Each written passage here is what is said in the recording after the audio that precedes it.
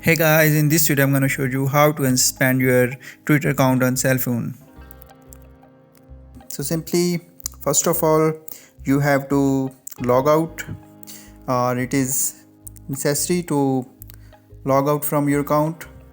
So this is just educational purpose video. So obviously when you have to unsuspend account, you have been log out. So simply what you need to do, just you can see the help center option is here, just click here, and after that you can see the about suspended account option is available here.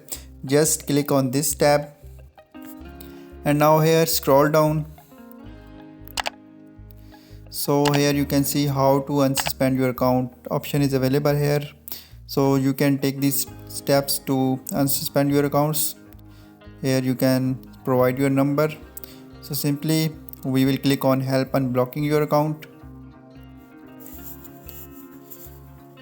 So after this you need to verify your account from phone number. You can also verify your account through email, and you can also verify your account through captcha. So once you will verify your account, just click on the contact our support team.